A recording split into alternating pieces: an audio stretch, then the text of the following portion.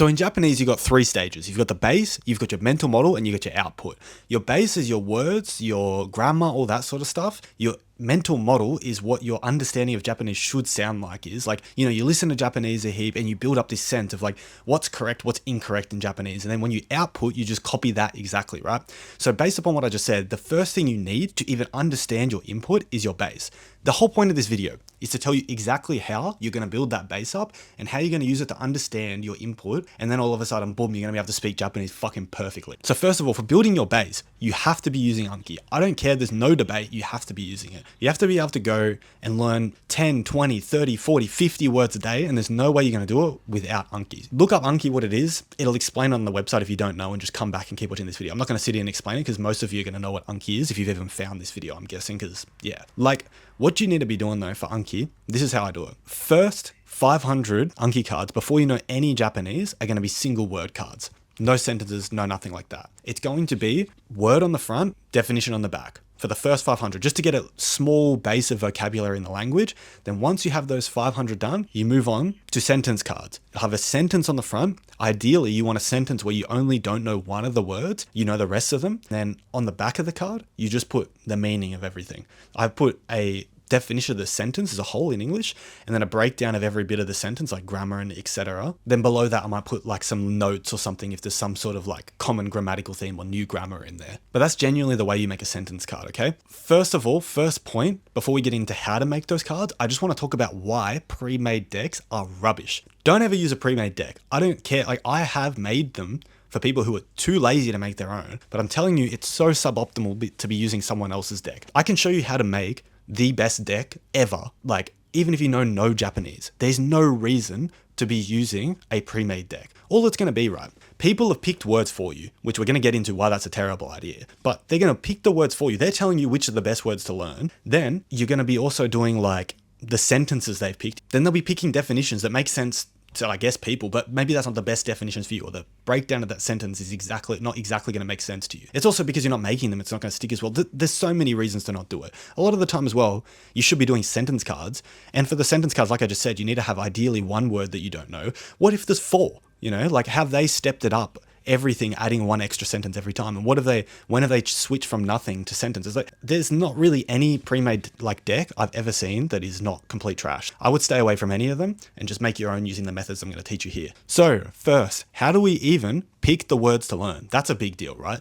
Like, if we're just learning words that we're never going to hear, what's the fucking point, right? So all you're going to do, pick a niche that you're interested in.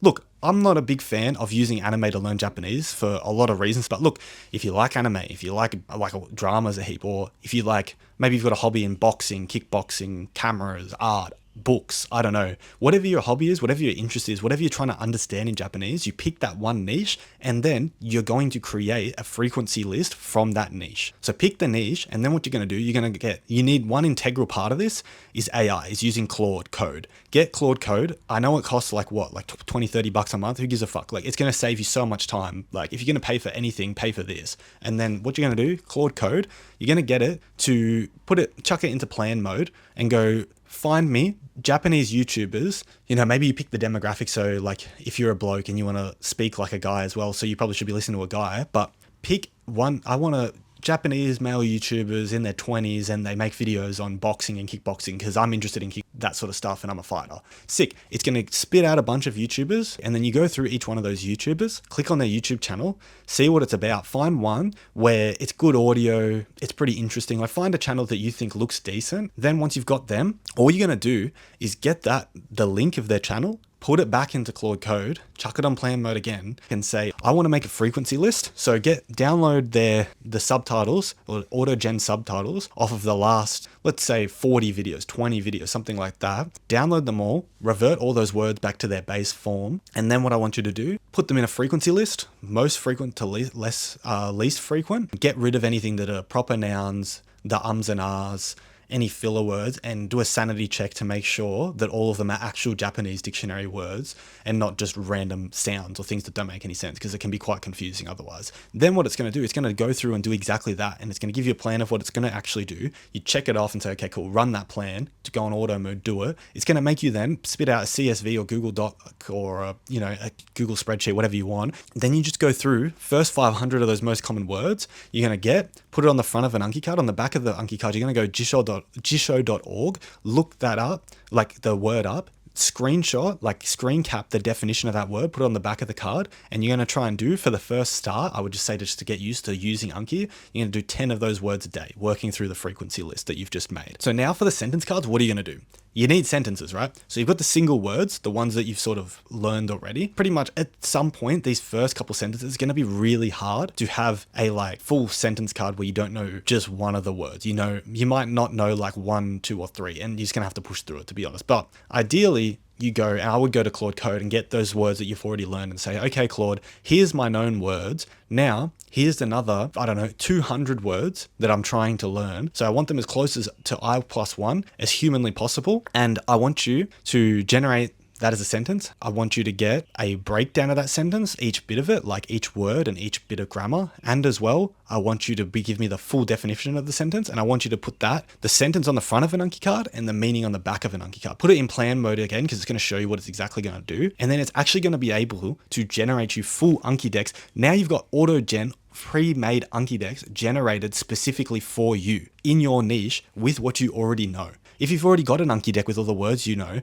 and you're just taking on this method I'm talking about now, which is probably going to be a lot of you people not starting from scratch, now you know, all you do is chuck in your already known deck, go chuck in your deck and say, these are all the words that I know. And then you can just do what I'm saying now and find new words to learn and chuck in like 100, 200, 3, 4. I did 1,000 recently for Russian because I'm learning Russian right now, and it'll make you a full deck and just spit the deck out. Here's the APK file, whatever. I forgot APKG, whatever it is, but the Anki file, you just drag and drop it in your Anki, switch, like highlight all the words, chuck them in your main deck, or if you're starting a new deck, you just got a brand new deck, and boom, you're done. You've got full sentence cards then, and you can just repeat this process to get through as many words as possible. You get through your whole frequency list that you made, and you can just keep adding to it and go find more videos from that YouTuber, chuck it in there, get all the words from there, and you can even chuck your whole Anki deck back in there too, and it'll take out all the words you know, and now you've just got more words to learn every time. And this is how you just speed up the process of learning words so dramatically. Then I would say is one thing you need to be aware of: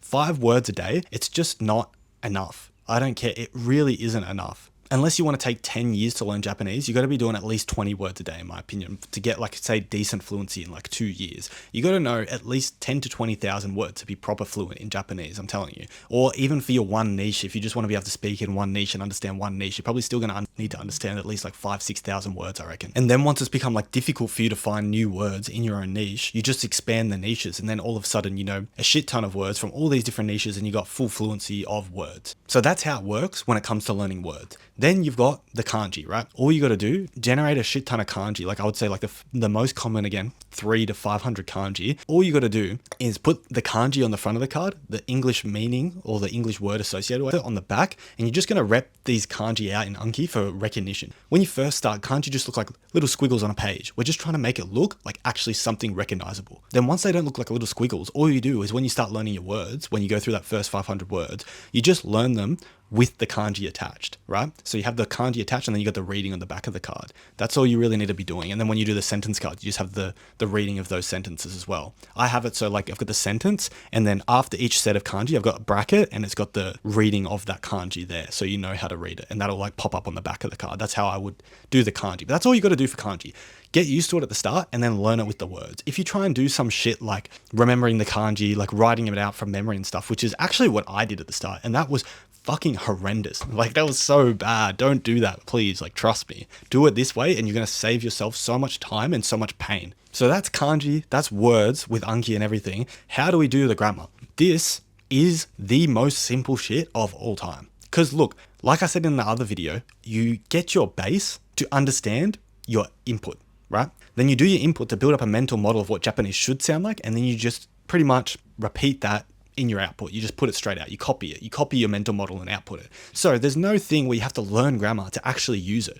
All you're trying to do with grammar and words and all of this is learn it so you can understand shit, right? I would just take Kim's grammar guide. It's online. It's for free. Go through, read the entire thing. All you got to do, they've got heaps of things where it's like grammar drills and shit like that. Skip that, read it, understand it, read it enough so that when they give you the example sentences, you can understand the grammar in those example sentences. And then boom, you're good. That's all the grammar you need to know. And then all you do is when you start learning sentences, or you see a sentence in your immersion that you don't understand and there's grammar that you don't understand, like say you know all the words, but the grammar just doesn't quite make sense and it just isn't clicking. All you do again, get Claude Code, chuck that sentence in the Claude Code, start questioning it. Say there's a sentence and like you don't understand like yatta hoga ii, like you should be doing that. I don't understand the itta hoga ii part of it, like should go. So chuck that into Claude Code, start questioning it. It'll explain it. It's like having a teacher. You can go back and forth, ask all the shit you don't know. By the end of it, you've actually got a solid understanding. And in the words, like the sentence generation part, there's going to be a lot of sentences that maybe you don't understand. All you do is chuck it back into Claude Code and ask the fucking questions. It's that simple. Seriously, that's all there is to it. The thing is with Japanese learning, right?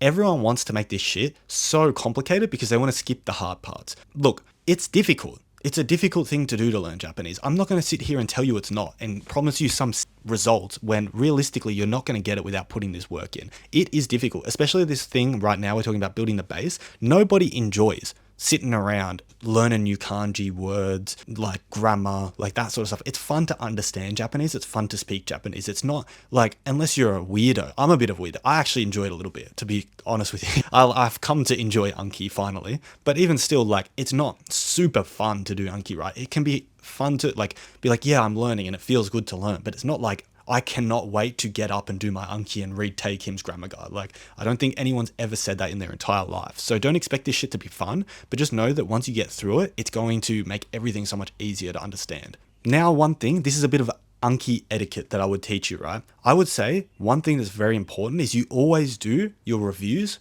before you do new cards, right? So you get up in the morning, say you've got 150 Anki reviews, finish your reviews and then do the new cards. And what you do there is that I have, when I add new cards, because I add them in the full Anki deck, 1,000 cards at once using Claude, I add them to my deck, I suspend all of them, then every day once I finish my reviews, I unsuspend a couple, you know? So if say I'm going to learn 50 though, I don't want to unsuspend 50 at once. That is insane. It's going to like cook your brain. I would say you've got like a little, like a short-term memory that makes it really easy to like rep through them and actually make them stick to the next day. And if you do 50, you can still achieve it. Like do 50 at once, you can still achieve it, but it's very painful. I would say do it in sets of 10. So if you want to do 50 new words in the day, do 5 sets of 10 new words. And it's going to make it so easy. That's what I do for Russian. In 20 minutes on my way to work, I get on a tram, go on the way to work. I can do 50 new cards, repped out, done. In 20 minutes. I finish all my reviews by the time I get on the tram, boom, 50 words in 20 minutes. It's just because I'm doing it in sets of 10. I'm so used to it.